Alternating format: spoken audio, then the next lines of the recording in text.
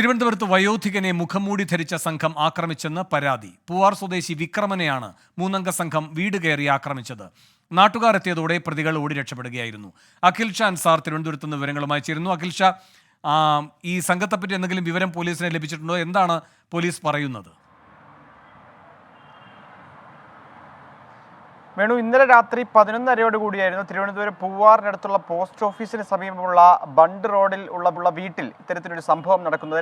രാത്രി 11:30 കൂടി ഈ മതിൽ ചാടിയെത്തുന്ന മൂന്നംഗ സംഘം, മുഖംമൂടി ധരിച്ച മൂന്നംഗ സംഘം TV കാണുകയായിരുന്ന വയോധികൻ 64 വയസ്സുള്ള വിക്രമനെ ആക്രമിക്കുകയായിരുന്നു. ആദ്യം പുറകിൽ നിന്ന് തലയ്ക്ക് ഈ വടി കൊണ്ട് അടിച്ചു. അതിന് പിന്നാലെ ഈ വീടിനുള്ളിൽ തന്നെ ഇട്ട് 15 മിനിറ്റോളം ഉപദ്രവിക്കുകയും ചെയ്തു എന്നുള്ളതാണ് നിലവിൽ പോലീസിന് നൽകിയിരിക്കുന്ന പരാതിയിൽ ഉൾപ്പെടെ പറയുന്നത്. എന്തായാലും ഇന്ന് രാവിലെ 10:30 കൂടിയാണ് ഈ പോലീസിന് ഒരു പരാതി ഇവർ എഴുതി നൽകിയത്. കഴിഞ്ഞ ദിവസം ഈ അപകടത്തിൽ പരിക്കേറ്റ, ഈ ആക്രമണത്തിൽ പരിക്കേറ്റ വിക്രമനെ ആദ്യം നെയ്യാറ്റിൻകര ആശുപത്രിയിലും പിന്നീട് തലയ്ക്ക് സാരമായി പരിക്കേറ്റതുകൊണ്ട് തന്നെ മെഡിക്കൽ കോളേജ് ആശുപത്രിയിൽ എത്തിച്ച് ചികിത്സ നൽകിയിരുന്നു. ഇപ്പോൾ നിലവിൽ അവർ പൂവാറിൽ തിരിച്ചെത്തിയിട്ടുണ്ട്. പോലീസിന് പരാതി നൽകിയിട്ടുണ്ട്. നിലവിൽ പോലീസ് ഈ വിക്രമന്റെ മൊഴി രേഖപ്പെടുത്തിയിരിക്കുകയാണ്. ഈ വിക്രമൻ വീട്ടിൽ ഒറ്റയ്ക്കായിരുന്നു. ഭാര്യയും അതോടൊപ്പം മകനുമൊക്കെ കഴക്കൂട്ടത്തെ വീട്ടിലായിരുന്നു ഉണ്ടായിരുന്നത്. എന്തായാലും പോലീസ് ഈ വിഷയത്തിൽ ഈ വിക്രമന്റെ ഉൾപ്പെടെ മൊഴി രേഖപ്പെടുത്തുകയാണ്. വേണു. ശരി, അഖിൽ ഷാ അൻസാർ തിരുവനന്തപുരത്ത് നിന്ന്.